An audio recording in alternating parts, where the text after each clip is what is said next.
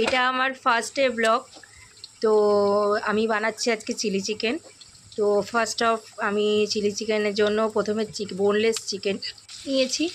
দেন তার মধ্যে একটা ডিম, পরিমাণ মতো কর্নফ্লাওয়ার, পরিমাণ মতো ময়দা, গোলমরিচ গুঁড়ো, সামান্য red red red chilli powder, আদা রসুনের পেস্ট অল্প, আর আপনার নুন দিয়ে ভালো করে এটাকে ম্যারিনেট করে 1 ঘন্টার জন্য ফ্রিজে রেখে দিয়েছিলাম।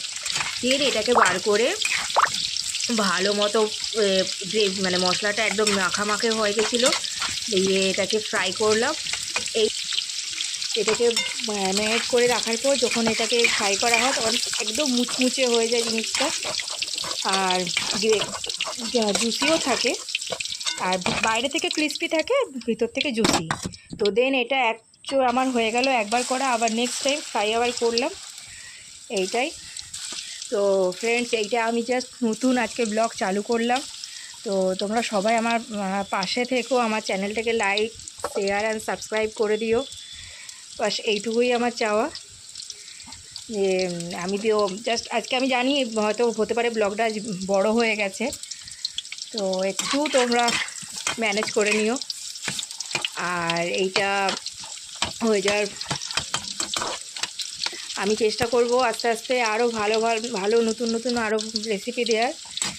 ভালো করে হতে পারে আজকে প্রথম দিন একটু ডিস্টার্ব হতে পারে, আমার কথা ঠিকমতো নাও আসতে পারে, একটু আমার অসুবিধা হতে পারে, কিন্তু দেন ঠিক হয়ে যাবে। তো এটাও আমার হয়ে গেল, ফ্রাই কমপ্লিট।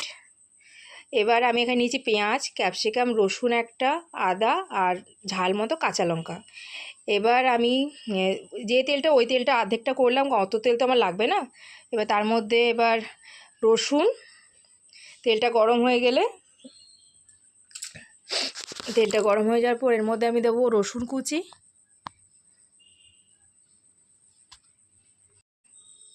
দেন এবার এর মধ্যে রসুন কুচি, আদা কুচি, কাঁচা লঙ্কা কুচি দিয়ে ভালো করে ফ্রাই করে নেবো হালকা করে। কারণ এইটা বেশি লাল করলে জিনিসটার টেস্টটাই নষ্ট হয়ে যাবে, যে সেন্টটা বেরোয় সেটাই নষ্ট হয়ে যাবে। তো হয়ে যাওয়ার পর এর মধ্যে এবার পেঁয়াজ কুচি, ক্যাপসিকাম, মানে ডাইস করে কাটা ক্যাপসিকাম, পেঁয়াজ অ্যান্ড কাঁচা লঙ্কা দিয়ে দেবো। দিয়ে ভালো করে হাই ফ্লেমেই রাখবো গ্যাসটাকে, মানে হাই ফ্লেমে করলে কি সেন্টটা ভালো বেরোবে, আর ক্রাঞ্চিনেস, ক্রিস্পিনেসটা খুব সুন্দর হবে এটাতে। আর এর মধ্যে দিয়ে দেবো এবার স্বাদ মতো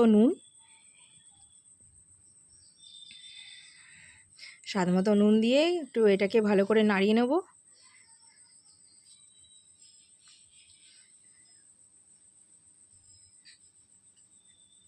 দেন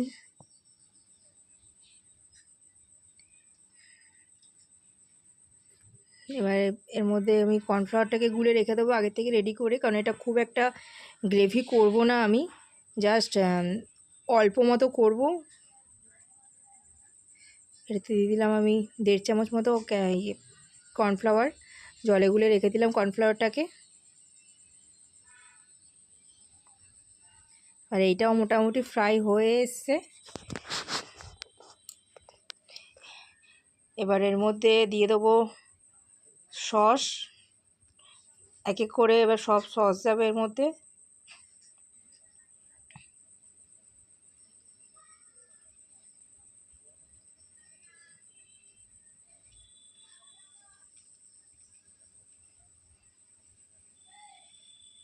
এবার এর মধ্যে দেবো প্রথমে টমেটো কেচাপ। এবার টমেটো কেচাপ দেওয়া হলো। এবার দেব রেড চিলি সস।